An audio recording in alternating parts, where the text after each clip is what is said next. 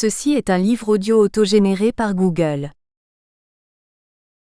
Introduction, 50 ans de francophonie institutionnelle, Christophe Trenel, Marielle Payot. Les 12 et 13 décembre 2020 devait se tenir à Tunis le 18e sommet de la francophonie. Comme de très nombreuses manifestations et rencontres de chefs d'État et de gouvernement, ce sommet n'a pas résisté à la crise sanitaire qui touche une très grande partie du monde depuis le début de l'année 2020. Ces sommets, organisés tous les 2 ans, constituent pour la francophonie le point d'orgue d'une histoire institutionnelle au long cours, puisque 2020 est également l'occasion pour la francophonie de commémorer la signature le 20 mars 1970, il y a 50 ans donc, de la Convention portant création de l'Agence de coopération culturelle et technique, ACCT. Depuis lors, la francophonie a pris une forme plus ouvertement politique à partir du sommet de Versailles en 1986 et surtout en 1997 à Hanoï avec l'élection de son premier secrétaire général, l'Égyptien Boutros Boutros-Ghali. La transformation de la francophonie en véritable organisation internationale s'est accompagnée d'un élargissement considérable, accueillant de plus en plus d'États membres et en regroupant aujourd'hui 54 membres, 7 membres associés et 27 observateurs, OIF 2020. Parallèlement, notons que de nombreux mouvements et associations ont accompagné et encouragé ces processus d'institutionnalisation, qui se sont étendus à des domaines divers, l'économie, les médias, les universités et l'enseignement supérieur, donnant naissance à des opérateurs structurant cette francophonie institutionnelle internationale, Degnaud 1995. La francophonie internationale n'est pas la seule à connaître un tel processus de structuration. C'est également le cas des francophonies locales, qui ont parfois largement devancé le mouvement, ou en constituent les très lointaines prémices en s'intéressant très tôt à la place ou au rôle public joué par le français. Pensons par exemple, en nous permettant un petit anachronisme, à l'édit de Villers-Cotterêts de 1539 ou à la création de l'Académie française en 1635. Les divers contextes nationaux, régionaux ou municipaux ont ainsi donné lieu au lancement de politiques publiques, la création d'organismes ou de dispositifs administratifs, l'adoption de normes autour du français ou de la francophonie. Officialisation du français dans plusieurs contextes nationaux africains, régionalisation des langues en Belgique, création en France du Haut Comité pour la Défense et à l'apostrophe. Expansion de la langue française en 1966, devenue par la suite la Délégation générale à la langue française et aux langues de France, DGLFLF. Chaque contexte a généré, à son propre rythme et en fonction des enjeux et dynamiques sociopolitiques qui le traversaient, ses propres réponses quant au statut et à la reconnaissance du français et de la francophonie, l'enjeu linguistique ne se posant évidemment pas dans les mêmes termes au Québec ou en Acadie, en Algérie ou en France, au Cameroun ou au Sénégal, au Vietnam ou au Vanuatu. Parallèlement à cette croissance, le processus de mondialisation Volton 2006 s'est accéléré, transformant les grands équilibres géopolitiques. De nouvelles urgences globales sont apparues, comme le changement climatique ou les crises sécuritaires et migratoires. La question de l'aide au développement a changé radicalement dans ses objectifs. Les rapports Nord-Sud se sont redessinés et le monde apparaît, à bien des égards, pavé d'incertitudes, surtout dans le cadre de la crise sanitaire mais également économique que nous tentons de traverser. Dans ce contexte, quelle voie le mouvement francophone et l'institutionnalisation auquel il a donné lieu depuis 50 ans propose-t-il ? Quelles sont les places à accorder, également, à l'institutionnalisation du français et à la reconnaissance des communautés de langue française ? Le temps des bilans semble venu. Le 50e anniversaire de la naissance du mouvement de la francophonie institutionnelle nous en donne, cette année, l'occasion. Cet ouvrage propose une forme polyphonique de réflexion sur l'institutionnalisation de la francophonie, dans tous ses états. Les textes ainsi rassemblés ont été sollicités au sein du réseau des chercheurs ES, mais également en faisant parfois appel aux praticiens.NES de cette francophonie institutionnelle. Les pistes que nous souhaitions particulièrement explorer dans l'appel à texte que nous avions diffusé étaient relativement larges et visaient à s'inscrire dans des préoccupations actuelles, tout en s'appuyant sur des réflexions ou des travaux de recherche récents. Il s'agissait notamment de questionner systématiquement les institutions, mais également les processus d'institutionnalisation, ou même de déinstitutionnalisation dans certains cas, du français et de la francophonie, tant sur la scène internationale que sur les scènes nationales, étatiques ou régionales. Ce faisant, nous proposions aux auteurs de réfléchir sur 5 axes majeurs, largement définis pour permettre de rassembler une variété la plus large possible d'approches, de perspectives et de cas. 1. La place de la francophonie et de l'OIF dans l'ordre international. Dans ce cadre pouvait être exploré le rôle et l'importance de l'économie francophone, tout comme les questions de sécurité globale ou les questions environnementales.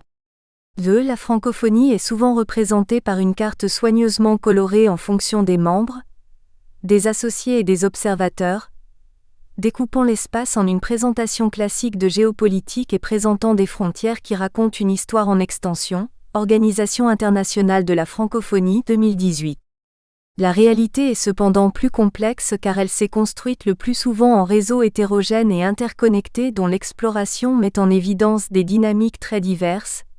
Numéro 4 de la Revue internationale des francophonies, 2018. Ce second axe invitait donc à réfléchir plus particulièrement sur l'effectivité et l'actualité d'un, ou de plusieurs espaces francophones. 3. Derrière cette carte colorée, on trouve également des réalités institutionnelles nationales, régionales, municipales. La francophonie institutionnelle se donne également à voir à travers ses déclinaisons infra-étatiques. Il s'agissait cette fois d'accueillir des propositions qui questionnaient cette institutionnalisation interne et multiscalaire, tant cette institutionnalisation touche à tous les niveaux, de l'international avec l'OIF, aux politiques linguistiques universitaires ou municipales. 4. Au-delà de cette question des cartes et des territoires, des lieux et des milieux, la francophonie repose sur des parlants français dans un monde où une part d'entre eux est en mouvement. La description des mobilités dans l'espace francophone, qu'elles soient scientifiques, étudiants, enseignants, techniques ou économiques, entreprises, culturelles ou migratoires, nous paraissait particulièrement intéressante. À ces flux humains, il convenait aussi de réfléchir aux flux financiers, techniques ou technologiques, matériels ou conceptuels qui font partie des dynamiques francophones. Rôle de la langue dans ces mises en mouvement, tout comme aux murs qui un peu partout viennent s'opposer à certains de ces grands mouvements. La francophonie est-elle fragmentée ? Dans quelle mesure ces mobilités et ces mouvements composent ou recomposent-ils la dimension institutionnelle des francophonies ? 5. Enfin, nous souhaitions donner toute leur place aux approches qui questionnent plus directement le processus d'institutionnalisation de la francophonie internationale ou des francophonies locales, et notamment aux approches néo-institutionnelles, Hall et Taylor, 1997, qui cherchent, à travers L', le rôle des acteurs ou les différences culturelles, à questionner souvent de manière comparative la diversité des parcours institutionnels et les contrastes qui peuvent exister entre ces processus d'institutionnalisation, en croisant les regards. Par exemple, la langue française a-t-elle généré des processus d'institutionnalisation contrastés ou similaires dans les différentes aires linguistiques ? Quel rôle les différents types d'acteurs, politiques, sociaux, économiques, ont-ils pu jouer dans le processus d'institutionnalisation ?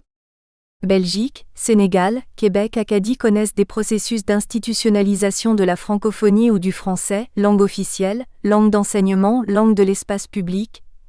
Quels acteurs politiques et sociaux entrent en scène ? Quelle place le passé joue-t-il dans chacun de ces processus d'institutionnalisation, et notamment les conflits ou tensions culturelles, religieuses, économiques ? Évidemment, face à ces questionnements aussi larges qu'ambitieux, et en dépit de leurs indéniables qualités, les auteurs qui ont bien voulu répondre à cet appel n'ont pas loin s'en faut tari par les travaux qu'ils nous présentent dans ces textes, ces réflexions nécessaires sur la francophonie et les processus d'institutionnalisation qui la traversent. Ceci étant, ces contributions s'avèrent les jalons utiles et fort bienvenus d'une telle réflexion. C'est un voyage au sein des singularités institutionnelles de plusieurs francophonies auxquelles les auteurs nous invitent dans leurs contributions, avec l'accent bien souvent mis sur le rôle des acteurs et des contextes dans la configuration de ces francophonies, rendant d'autant plus prégnante la question du rôle de ces diverses manières de se représenter le français et la francophonie au sein de cette aventure commune que représente la francophonie internationale. À noter, plusieurs articles portent sur les francophonies canadiennes. Il est vrai qu'en même temps que nous célébrons le 50e anniversaire de l'institutionnalisation de la francophonie, le Canada commémorait, en 2019, le 50e anniversaire de l'adoption de la loi sur les langues officielles et l'instauration du bilinguisme au niveau fédéral, donnant naissance à une série de politiques de reconnaissance linguistique à destination des minorités francophones. Par ailleurs, cette législation linguistique a suscité le foisonnement de recherches sur les langues en contact, les francophonies minoritaires et les politiques linguistiques, et il n'est pas surprenant qu'on retrouve ici la vitalité d'une telle recherche. Michel Landry traite ainsi de l'institutionnalisation du militantisme acadien et des relations entretenues par le mouvement acadien avec le gouvernement fédéral. Au-delà de la situation de l'Acadie, Landry nous propose une lecture du rôle des acteurs politiques, et notamment des francophonistes dans le processus de reconnaissance des francophonies locales. Anne Mévélec et Linda Cardinal examinent quant à elles l'institutionnalisation des politiques linguistiques, mais cette fois au niveau local, celui des comtés unis de Prescott et Russell en Ontario francophone, à travers un secteur, celui de l'agrotourisme local. Les auteurs tentent de comprendre comment les logiques territoriales propres aux régions influencent les comportements des acteurs locaux à l'égard des politiques linguistiques.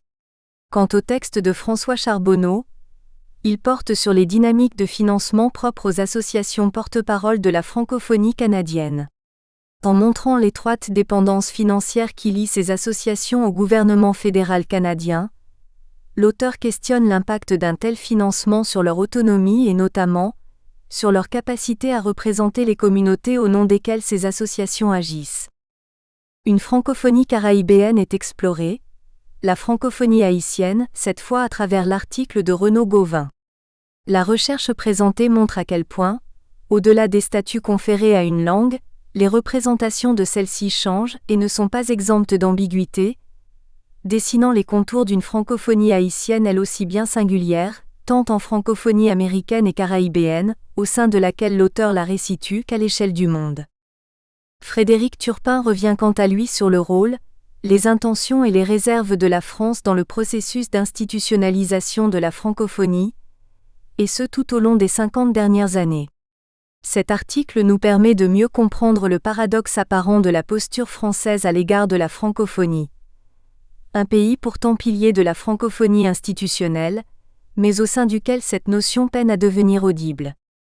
Le texte de Jean-Pierre Niroy et Anne-Sophie Vivier nous propose cette fois l'analyse de l'intérieur, d'un cas d'institutionnalisation, à travers la création d'une toute nouvelle université nationale bilingue français-anglais, celle du Vanuatu. À travers cette création, c'est tout le processus menant à l'établissement d'une institution nouvelle et de ses dimensions linguistiques qui se trouve exploré. Jean-Paul Youngui pose dans son texte l'hypothèse selon laquelle le futur des francophonies dépend de la qualité des débats qui émergeront lors du cinquantenaire de la francophonie en 2020. Enfin, Guillaume Deschênes-Thériault et Christophe Trenel traitent des mobilités en francophonie, à travers le cas de l'immigration francophone en Acadie de l'Atlantique, Canada. Comment la constitution d'une véritable gouvernance locale en immigration francophone intervient désormais dans la rencontre entre francophonie d'ici et d'ailleurs.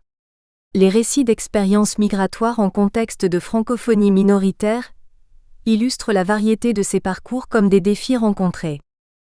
À ces jalons et balises proposés par des recherches récentes sur plusieurs aspects de l'institutionnalisation de la francophonie, nous avons aussi voulu enrichir la réflexion en sollicitant directement plusieurs acteurs de cette francophonie institutionnelle et rassembler l'approche de ces praticiens.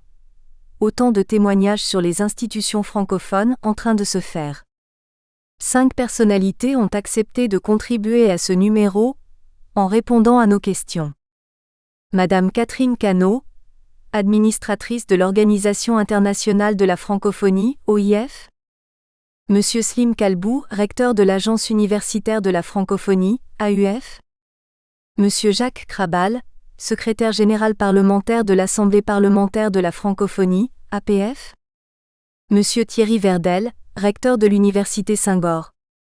Monsieur Yves Bigot, directeur général de TV5 Monde. Nous les remercions vivement. Bibliographie. Degnaud X 1995, La francophonie, Paris, Presse universitaire de France, Col. Que sais-je? Numéro 2111. Frenette Y, Rivareux et Saint-Hilaire Monsieur 2012, La francophonie nord-américaine, Québec, presse de l'Université Laval. Gilbert A. Dire. 2010, territoire francophone. Étude géographique sur la vitalité des communautés francophones du Canada, Québec, Septentrion. Guillou M. T. 2011, Francophonie et mondialisation, tome 1, Histoire et institution des origines à nos jours, Paris, Belin. Olpea et Taylor RCR, 1997, La science politique et les trois néo-institutionnalismes, Revue française de sciences politiques, volume 47, numéro 3 à 4, page 469 à 496. Organisation internationale de la francophonie, carte des 88 États et gouvernements disponible sur https://www.francophonie.org/88-état-et-gouvernement-125, consultez le 10-6-2020. Pilon D 2018, Quel pouvoir à l'ère de la mondialisation, dans Badibé et Vidal D. Dire, Qui gouverne le monde, Paris la découverte. Revue internationale des francophonies 2018, numéro 4, 7-12-2018, disponible sur http://rifrancophonie.com/index.php. id = 687, consultez le 17-12-2018. Tétu Monsieur 1997, Qu'est-ce que la francophonie, Paris Hachette. Trenel C. 1998, Francophonie, francophonisme, groupe d'aspiration et forme d'engagement, Paris, LGDJ. Volton D 2006, Demain la francophonie. Pour une autre mondialisation, Paris Flammarion. Entretien. Entretien avec Catherine Cano, administratrice de l'Organisation internationale de la francophonie, OIF. Avant de prendre son poste en tant qu'administratrice de l'OIF, Catherine Cano était présidente et directrice générale de CPAC, chaîne d'affaires publiques par câble. CPAC est l'unique réseau de télévision et médias numériques national bilingue, sans publicité et à but non lucratif au Canada. Catherine transforme alors cette chaîne en chef de file canadien en matière de littératie démocratique. Depuis plus de 20 ans, Catherine a occupé divers postes de haute direction dans le secteur de la radiodiffusion, sur toutes les plateformes, au Canada, aux États-Unis et à l'échelle internationale. Elle a cumulé les postes de direction à CBC-SRC, dont ceux de rédactrice en chef au service des nouvelles de la SRC et directrice du RDI, une chaîne d'information en continu, et de directrice du développement de la programmation à CBC News. Catherine a également été directrice adjointe du service des nouvelles d'Al Jazeera English à Doha. Dans le cadre de ses plus récentes fonctions à CBC-SRC, elle a été directrice, émissions d'information à la télévision, à la radio sur les plateformes numériques, et à ce titre, elle était responsable de la collecte d'informations et de toutes les émissions de nouvelles à la Société Radio-Canada. Catherine a aussi acquis de l'expérience à titre de cadre supérieur dans le secteur privé, où elle a œuvré comme associée directrice du bureau de Toronto du cabinet de relations publiques nationales. Les réalisations de Catherine lui ont valu de nombreuses récompenses, dont 2 prix Gémeaux et le prix Michenet, l'un des honneurs les plus prestigieux du milieu journalistique canadien. En novembre 2017, elle a été désignée l'une des 100 femmes les plus influentes au Canada par le Réseau des femmes exécutives, RFE, un honneur qu'on lui avait aussi accordé en 2012. L'année dernière également, elle a reçu le très convoité prix de l'innovatrice de l'année de l'association FCT, les femmes en communication et technologie. En mai 2018, Catherine s'est vue décerner le prix Mérita Tabaret pour diplômée exemplaire de l'Université d'Ottawa, le plus grand honneur conféré par son alma mater. Ardente défenseur de la culture de l'information, de la compétence médiatique, ainsi que de la nécessité de faire preuve d'innovation et de créativité pour mieux capter l'attention de son public, Catherine est souvent invitée à prendre part à d'importants débats d'experts à la fois comme participante et modératrice. Elle rédige aussi des articles pour le magazine Policy. Cela fait maintenant 50 ans que la francophonie s'institutionnalise, et on peut mesurer, depuis le début des années 1970, le chemin parcouru, sommet après sommet. Le nombre de pays, universités, organismes, collectivité membre ou observateur à l'OIF ou au sein des autres opérateurs n'a jamais été aussi important. La francophonie intervient dans des domaines stratégiques, étant à devenir un des forums de délibération internationale les plus dynamiques. Il nous paraît intéressant de dresser le bilan, au regard des propres actions de votre institution, et ce à travers quelques questions. Quel bilan pensez-vous pouvoir tirer des 50 ans de la francophonie institutionnelle ? La francophonie institutionnelle est née de la volonté de quelques personnalités issues des indépendances, les présidents Senghor, Bourguiba, Dior et le roi Sihanouk du Cambodge, de se rassembler autour de cet héritage qu'ils avaient en commun, la langue française. Avec une quinzaine d'autres dirigeants des 5 continents, en 1970, à Niamey, ils ont inscrit leur pays dans ce mouvement de solidarité internationale qu'est la francophonie. Le pari était risqué de faire converger les intérêts de ces États et gouvernements si divers. 50 ans après, on peut dire que le pari est largement gagné. Des liens solides se sont tissés entre les peuples francophones autour de valeurs partagées. La langue française, ce ciment de notre organisation, est devenue le ferment d'actions multiples dans des domaines de plus en plus élargis. De l'éducation à la culture, en passant par la politique, l'économie, le développement durable. Aujourd'hui, dans les instances de la francophonie, ce sont 88 États et gouvernements qui dialoguent sur un pied d'égalité au-delà des frontières géographiques et des intérêts géopolitiques. C'est aussi une multitude de réseaux francophones de la société civile qui travaillent ensemble aux 4 coins du monde. Les acquis du projet francophone sont inestimables, mais il convient de les redéfinir pour inscrire résolument la francophonie institutionnelle dans l'avenir, et lui permettre d'affronter avec succès les 50 prochaines années. C'est cette mission que s'est donnée Madame Louise Mushikiwabo, secrétaire générale de la francophonie et qu'elle a commencé à remplir depuis le début de son mandat en janvier 2019. En tant qu'administratrice de l'Organisation internationale de la francophonie, OIF, depuis mai 2019, je la seconde dans cette mission. 2. Quelle est la place de l'OIF au sein de la francophonie institutionnelle ? La francophonie institutionnelle est une construction complexe. La charte adoptée en 2005 par la conférence ministérielle d'Antananarivo en définit les différents niveaux. En tant que secrétaire général de la francophonie élu par les chefs d'État et de gouvernement réunis en sommet, Louise Mushikiwabo dirige l'organisation intergouvernementale qu'est l'OIF. Nommée par elle, je suis chargée d'après la charte de proposer, d'exécuter et d'animer les programmes de coopération, ainsi que d'assurer la gestion des affaires administratives et financières. La secrétaire générale préside en même temps le Conseil de coopération qui réunit l'Assemblée parlementaire de la francophonie, APF, dont le rôle est consultatif, et les opérateurs directs et reconnus du sommet que sont l'Agence universitaire de la francophonie, AUF, TV5MONDE, l'Université Senghor à Alexandrie et l'Association internationale des maires francophones, AIMF. La charte indique aussi que la secrétaire générale est représentée aux instances des opérateurs. On peut dire que l'OIF, dont je suis fière d'être l'administratrice, est au centre d'un vaste dispositif de coopération multilatérale aux équilibres fragiles, mais dont la complexité fait la richesse. Quelle autre institution à l'exception de l'ONU, et encore, peut-elle se targuer de rassembler des États, des gouvernements, des parlementaires, des élus locaux, des universités, un média international, des organisations de la société civile ? 3. Quels ont été ses rôles au fil des décennies ?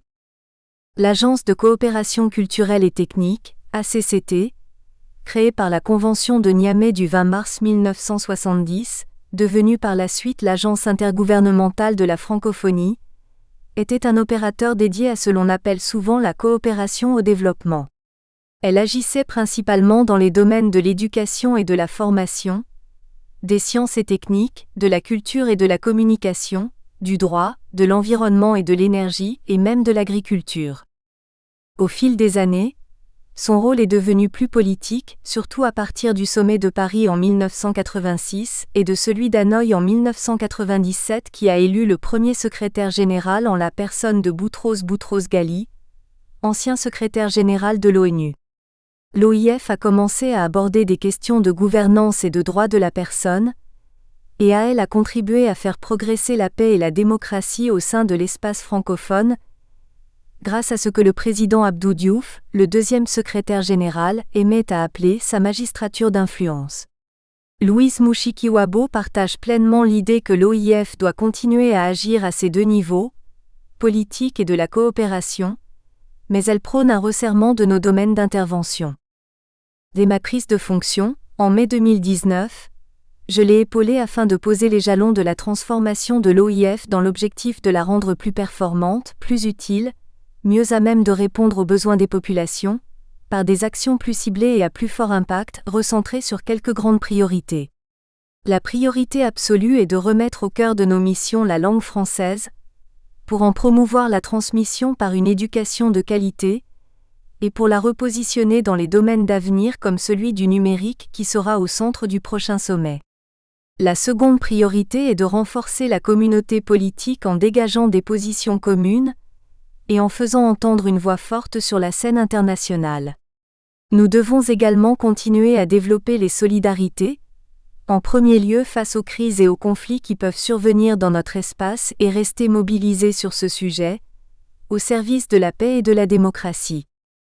4. La francophonie peut s'inspirer de modèles ou d'expériences fructueuses dans d'autres espaces linguistiques ou régionaux. Y a-t-il une initiative que vous souhaiteriez particulièrement importer en francophonie, ou une innovation que vous estimez indispensable? L'OIF entretient d'excellentes relations avec d'autres organisations géolinguistiques que sont, par exemple, le Commonwealth ou la Communauté des pays de langue portugaise, CPLP.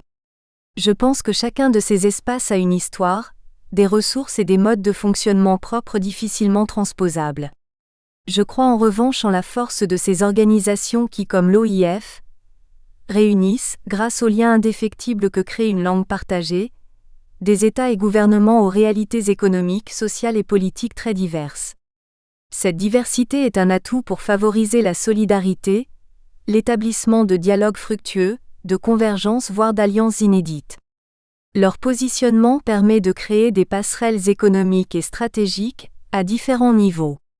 C'est un potentiel que l'OIF peut et doit encore mieux exploiter. 5. Le monde, ces dernières années, connaît de profonds bouleversements. Des enjeux, la paix, les révolutions technologiques, le réchauffement climatique, le développement des inégalités, constituent des défis considérables.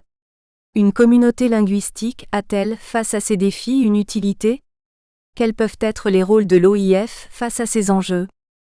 Ce qui distingue l'OIF de beaucoup d'autres organisations multilatérales, c'est sa diversité.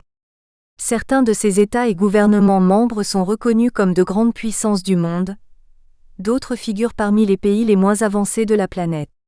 Ils évoluent dans pratiquement tous les regroupements économiques régionaux, et même s'ils sont unis par la langue française, ils appartiennent aussi à d'autres groupes linguistiques, géographiques, culturels. De cette diversité, de cette connaissance de différents terrains, de différents cercles d'influence, la francophonie tire sa capacité à éviter les clivages, son agilité dans l'action, sa capacité à contribuer à l'élaboration de compromis ou de consensus dans les enceintes internationales. C'est pour cela que notre organisation doit faire entendre une voix plus forte sur la scène internationale, autour des grands enjeux dont dépend l'avenir de nos sociétés, qu'il s'agisse de l'environnement, de la régulation du numérique, de l'égalité entre les femmes et les hommes, ou encore des questions d'état civil. Entretien avec Slim Kalbou, recteur de l'Agence universitaire de la francophonie, AUF. Slim Kalbou est le nouveau recteur élu de l'Agence universitaire de la francophonie, entré en fonction mi-décembre 2019 pour un mandat de 4 ans renouvelable une fois. Il est professeur des universités, titulaire d'un doctorat en sciences de gestion, d'un DEA en gestion d'entreprise et d'un DEA en sciences politiques de l'Université de Toulouse.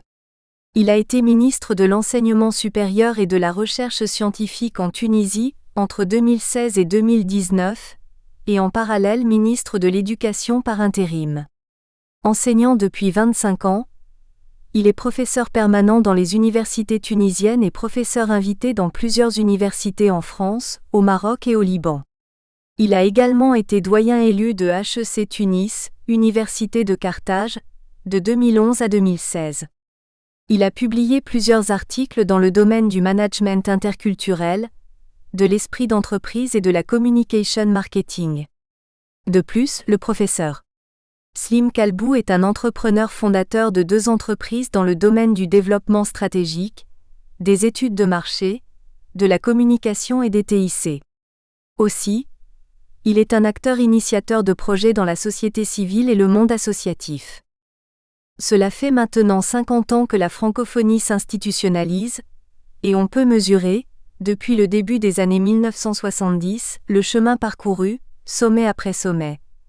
Le nombre de pays, universités, organismes, collectivités membres ou observateurs à l'OIF ou au sein des autres opérateurs n'a jamais été aussi important. La francophonie intervient dans des domaines stratégiques, et tend à devenir un des forums de délibération internationale les plus dynamiques. Il nous paraît intéressant de dresser le bilan, au regard des propres actions de votre institution, et ce à travers quelques questions. Quel bilan pensez-vous pouvoir tirer, pour la francophonie, de cette institutionnalisation ? L'institutionnalisation de la francophonie est évidemment une excellente orientation dans le cadre du multilatéralisme. Ce choix a officialisé l'existence d'une communauté linguistique bien identifiée et dépersonnalisée, qui donne une bonne visibilité à un ensemble de pays et d'institutions utilisant la langue française. Elle a aussi donné un caractère permanent à la francophonie, et lui a procuré une meilleure présence au sein des instances et des organisations internationales. Toutefois, si la complexification et les nouveaux enjeux des relations internationales contemporaines rendent incontournables toutes les formes de multilatéralisme dont la francophonie, ils leur imposent en même temps le défi de se renouveler. Le renouvellement de la francophonie institutionnelle est donc non seulement possible, mais également absolument nécessaire. Cette nécessité est liée tout d'abord au caractère non obligatoire de la régulation, dans les relations ou les positions des États membres de la francophonie. Elle est ensuite induite par l'hétérogénéité de leurs profils et la diversité de leurs intérêts. Enfin, cette nécessité de réinventer sans cesse la francophonie se justifie par la vive concurrence qui prévaut entre les différents organismes internationaux de regroupement interétatique de nature politique, économique ou culturelle. S'ils ne sont pas tenus de coopérer, les États membres de la francophonie se doivent alors de trouver une réalité commune qui les regroupe, qui soit différente de ce qui existe ailleurs, la langue étant ce lien commun d'échange, de facilitation et surtout d'un meilleur décodage du discours des uns et des autres, ô combien important dans un monde complexe et interculturel. Pour réussir ce challenge, il faut d'abord à mon sens faire évoluer l'état d'esprit de plusieurs acteurs afin d'éviter ce qu'on pourrait nommer la francophonie négative, parfois dépassée, et de promouvoir une francophonie innovante. Il faut ensuite développer beaucoup de pédagogie politico-sociale pour expliquer aussi bien aux parties prenantes qu'au grand public, simplement et de manière tangible, l'intérêt de chaque pays à être un membre actif de la francophonie. Enfin, il me semble primordial de faire évoluer le mécanisme de gouvernance actuel et de mieux préciser le rôle de chacun autour de l'OIF et avec l'ensemble des opérateurs dont l'importance et la nature des actions sont très diverses. 2. Quelle est la place que l'Agence universitaire de la francophonie s'est vue reconnaître au sein de la francophonie institutionnelle ? Dans l'organisation institutionnelle de la francophonie, l'AUF est parmi les opérateurs directs et reconnus du sommet des chefs d'État. L'AUF est donc un membre à part entière de la charte institutionnelle de la francophonie, avec un domaine de compétences et un positionnement bien spécifique, la francophonie scientifique. À travers son domaine de compétences, le rôle de l'AUF est particulièrement important. Il contribue de manière indirecte et responsable au progrès social et économique par l'éducation et la recherche. L'AUF développe une coopération volontaire et responsable, fondée sur des valeurs partagées dans cet espace. Le respect de la diversité, la solidarité, l'échange des connaissances et du savoir-faire sans arrière-pensée autre que le co-développement. Aujourd'hui, je considère que les prochains défis s'articulent autour de 2 autres grandes vocations. La première est de montrer à la jeunesse que la francophonie universitaire, aussi, permet d'offrir de belles opportunités de carrière et de réussite professionnelle. Un défi majeur pour l'avenir de la francophonie quand on sait que ces dernières années, En matière d'éducation et de choix universitaires, beaucoup de jeunes se tournent vers d'autres horizons, souvent sans aucun lien culturel ou linguistique avec leur pays d'origine. La seconde vocation importante de l'AUF est de convaincre les pays du monde entier qu'il est aujourd'hui opportun, et dans leurs intérêts, de faire partie de la nouvelle dynamique scientifique innovante francophone. Le pari de lancer des diplômes, des certifications, des formations, des recherches et des projets innovants en langue française, dans des pays pas ou peu francophones, permettra de relever un défi institutionnel encore plus grand qui est l'élargissement de l'espace et de l'influence d'une francophonie sans frontières. 3. Au regard de ce qui s'est fait depuis 50-60e ans pour l'AUF, comment pouvez-vous vous imaginer le domaine dans lequel vous intervenez, qui se trouve être en pleine mutation, l'université, l'enseignement et la recherche dans une cinquantaine d'années ? Il est toujours très difficile de faire de la prospection dans le monde éducatif et universitaire car son évolution fait partie intégrante d'une réflexion plus large, celle des évolutions des sociétés en général, dont les caractéristiques sont dynamiques, souvent peu prévisibles, voire surprenantes.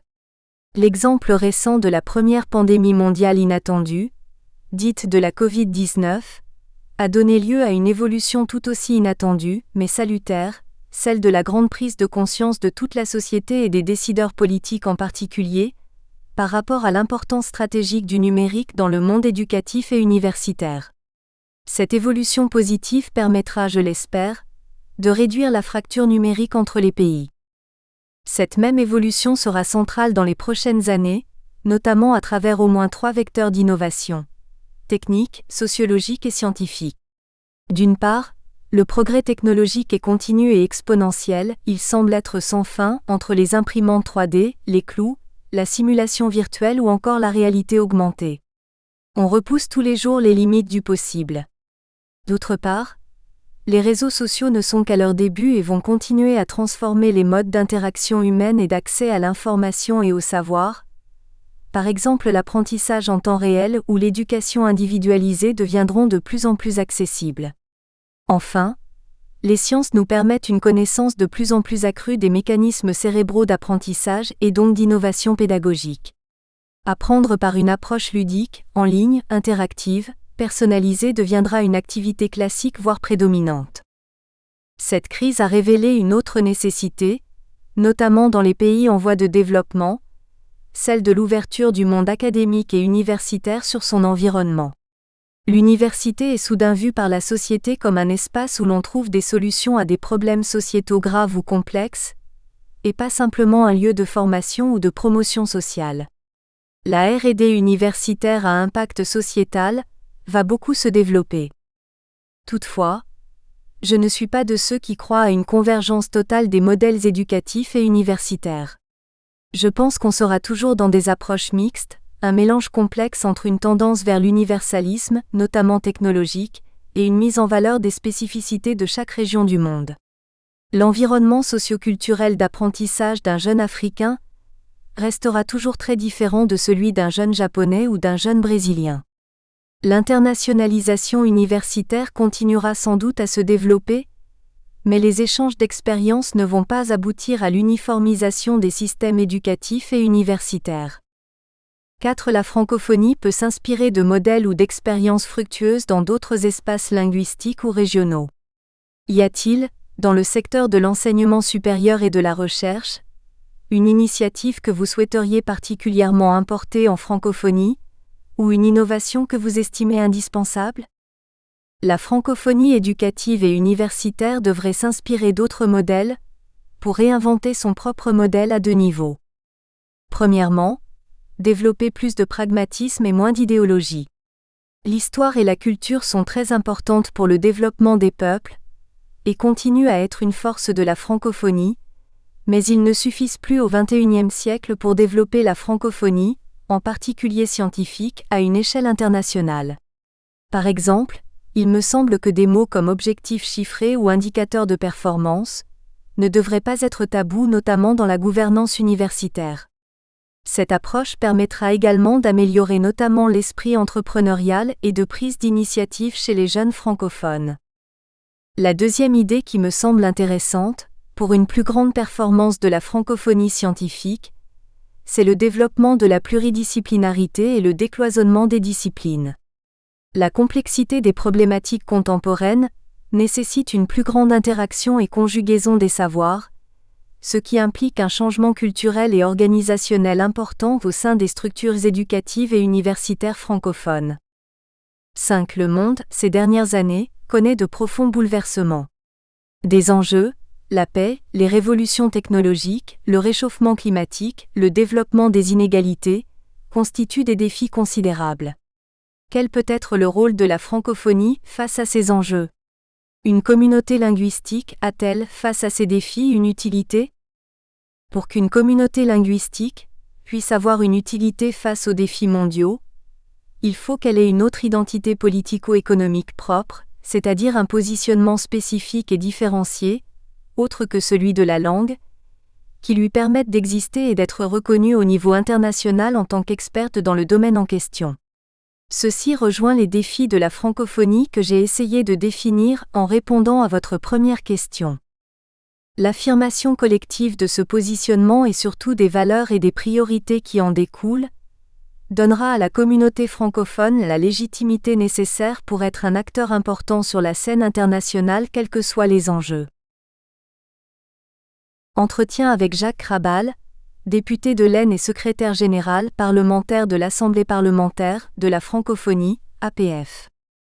Diversité, c'est sa devise. Né au pays de Jean de La Fontaine, Jacques Krabal partage avec le poète une vision humaniste de la société. Député de l'Aisne et secrétaire général parlementaire de l'Assemblée parlementaire de la francophonie, APF, depuis 2018, il a engagé au sein de cette institution une nouvelle dynamique politique pour rendre la francophonie institutionnelle plus visible et plus lisible. La francophonie, selon lui, a un rôle géopolitique à jouer par l'universalité qu'elle propose en raison de sa présence sur tous les continents et des valeurs qu'elle veut promouvoir. La paix, le respect des individus, des langues et des cultures mais aussi le respect du droit de chacun au développement économique et social. Et là encore, il s'agit de concepts universels. Promoteur de la langue française mais aussi du multilinguisme et de la pluralité culturelle, Jacques Krabal est un élu de proximité qui mène une action empreinte de pragmatisme tout en portant des valeurs fortes de solidarité et de fraternité. Cela fait maintenant 50 ans que la francophonie s'institutionnalise, et on peut mesurer, depuis le début des années 1970, le chemin parcouru, sommet après sommet. Le nombre de pays, universités, organismes, collectivités membres ou observateurs à l'OIF ou au sein des autres opérateurs n'a jamais été aussi important. La francophonie intervient dans des domaines stratégiques, et tend à devenir un des forums de délibération internationale les plus dynamiques. Il nous paraît intéressant de dresser le bilan, au regard des propres actions de votre institution, et ce à travers quelques questions. Quel bilan pensez-vous pouvoir tirer, pour la francophonie, de cette institutionnalisation ? Il est légitime de se poser cette question à l'occasion du cinquantenaire de la francophonie. Et au-delà de cet anniversaire, le sujet mérite qu'on s'y attarde. La réflexion nous oblige d'abord à nous replonger dans l'histoire, les fondements et même dans la sémantique du terme francophonie. Le mot francophone, inventé comme vous le savez par le géographe Onésime Reclus, avait comme définition tous ceux qui sont ou semblent être destinés à rester ou devenir participants de notre langue. Reclus 1886-422.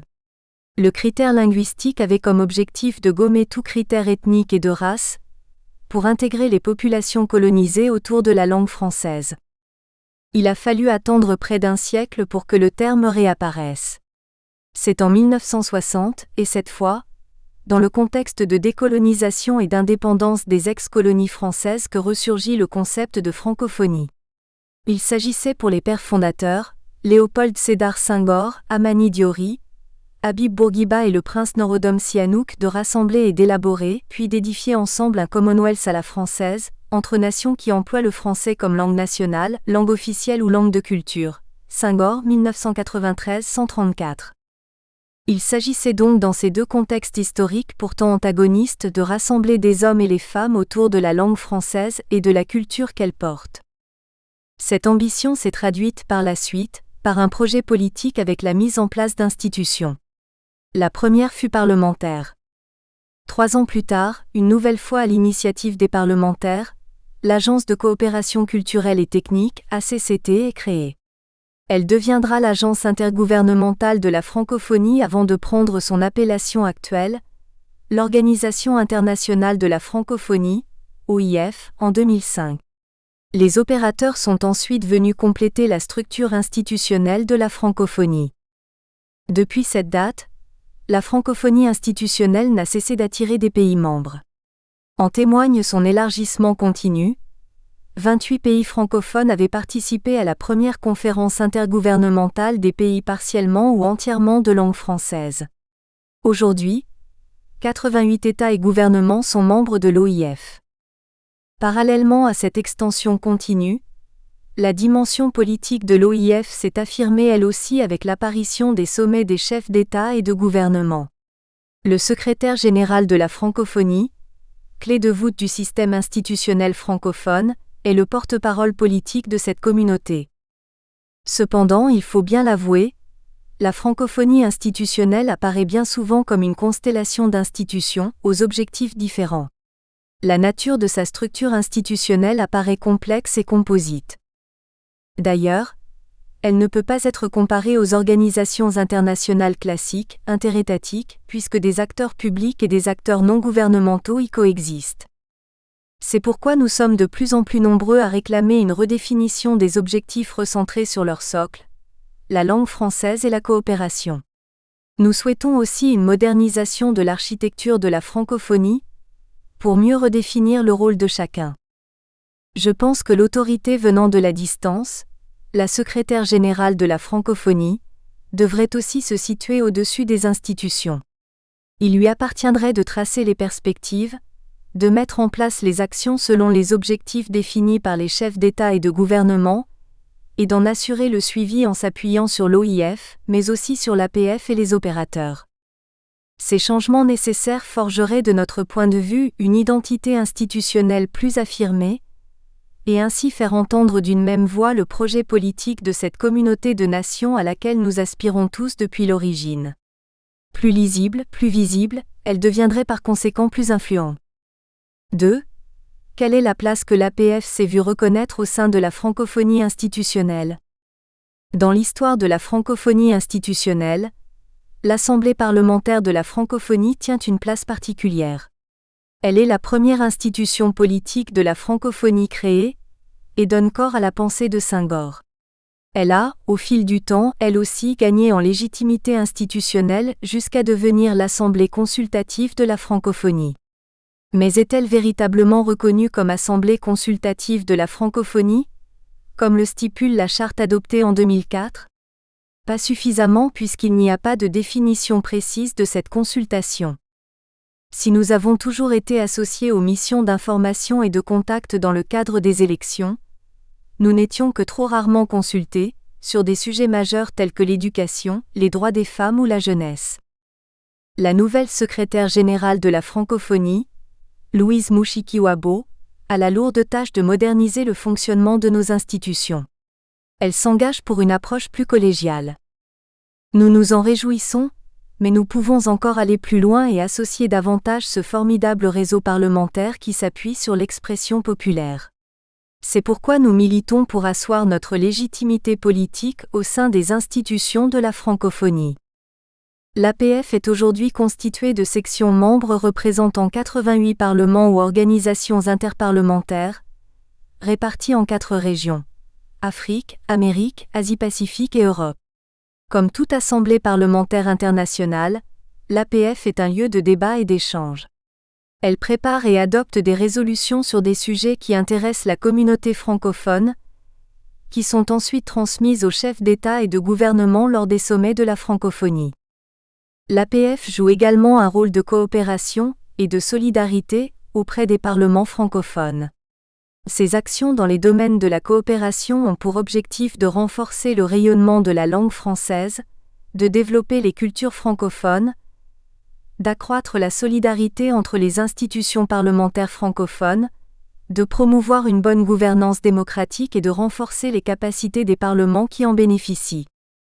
Je suis persuadé qu'un engagement actif en faveur de l'interaction avec la société et les parlements de l'espace francophone nous permettrait de renforcer l'efficacité des institutions représentatives, la légitimité des gouvernements et pourrait contribuer avec plus de force pour la paix, la justice et la prospérité. Rappelons-nous que les avancées majeures ont toujours été intimement liées aux propositions des parlementaires. C'est encore le cas aujourd'hui. L'Assemblée parlementaire de la francophonie s'est d'ailleurs engagée collectivement dans cette nouvelle dynamique. Nous avons adopté un nouveau cadre stratégique en juillet dernier, avec des actions concrètes et mesurables.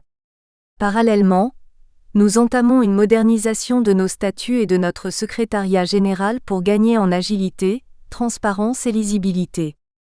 L'APF doit évidemment rester un espace de partage où circulent les expériences et les bonnes pratiques.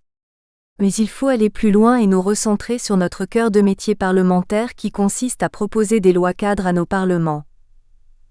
Enfants sans identité, protection des données personnelles, sécurité, droits des minorités, égalité femmes-hommes, lutte contre la faim. Ces propositions, pour mieux être reprises par nos parlements membres, se doivent d'être en cohérence avec la feuille de route tracée par les chefs d'État et de gouvernement.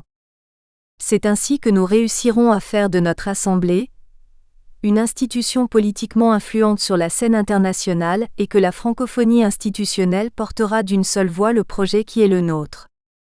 3. Au regard de ce qui s'est fait depuis 50 ans, comment pouvez-vous vous imaginer le domaine dans lequel vous intervenez dans une cinquantaine d'années? Votre mission? Vos objectifs? Le succès de la francophonie dépendra de l'efficacité des structures et des hommes qui prennent en charge l'accomplissement du projet. Lisez Senghor, 1985. Sa vision semble plus que jamais d'actualité. 2 options s'offrent à nous pour les 50 prochaines années. Si la francophonie institutionnelle ne réussit pas à se moderniser, nous mourrons dans l'indifférence générale.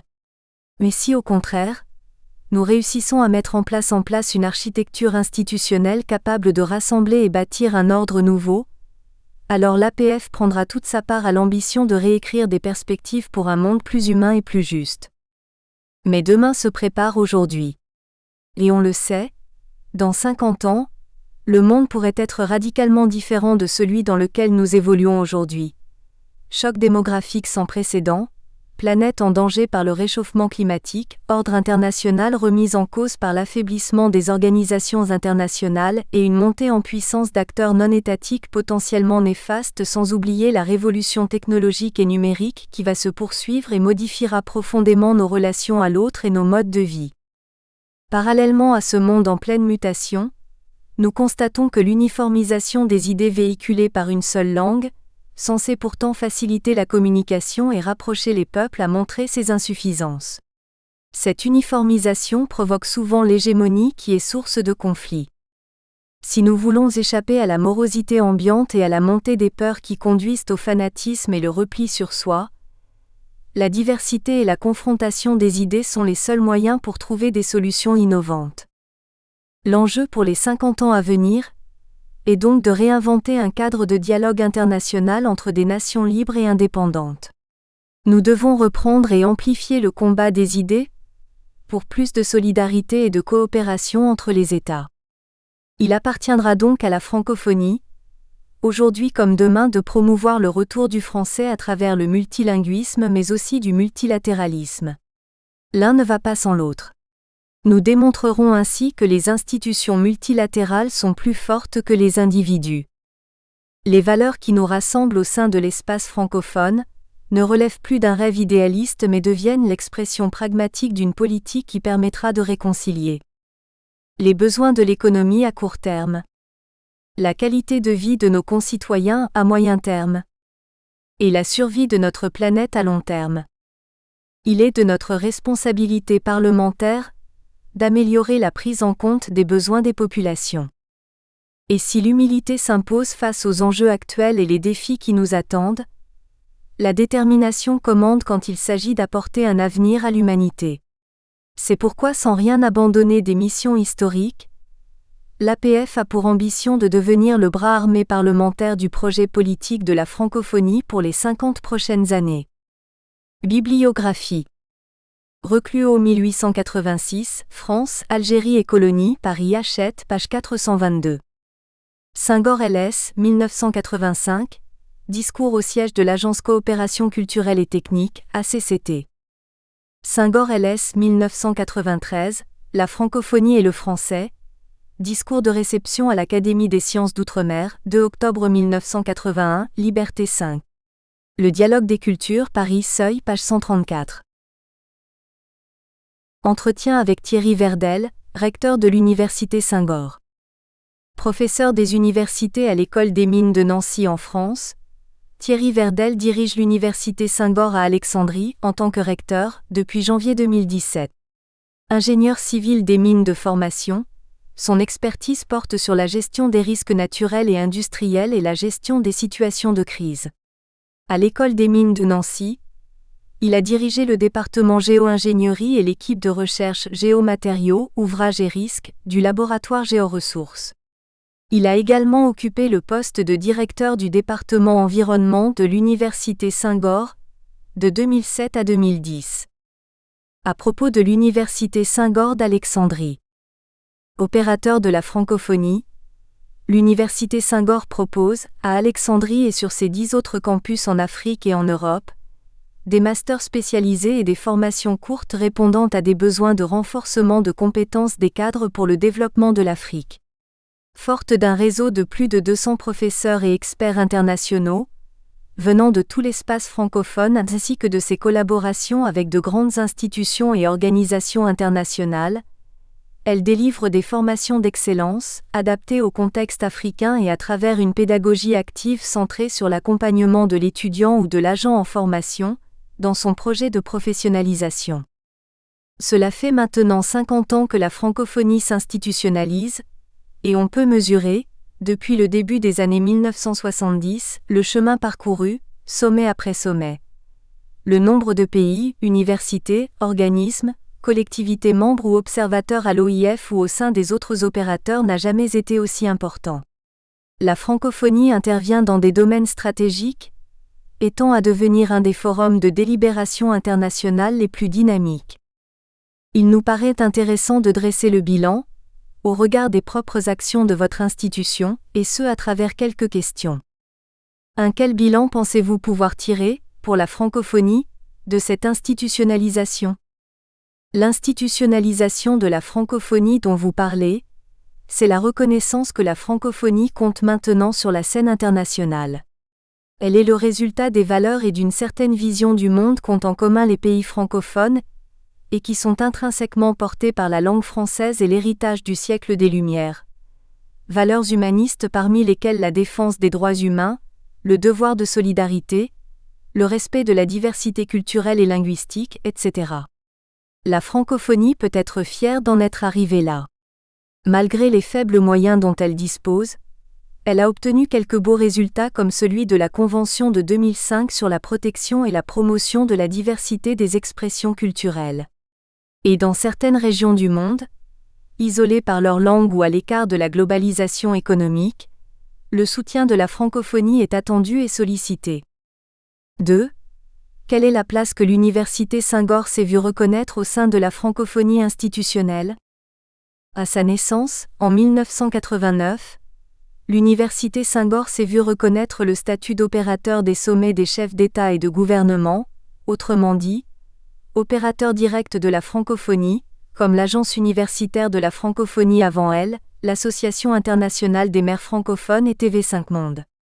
Être opérateur direct, c'est être directement au service d'une mission claire fixée par les chefs d'État et de gouvernement, et être doté d'une gouvernance autonome pour la remplir.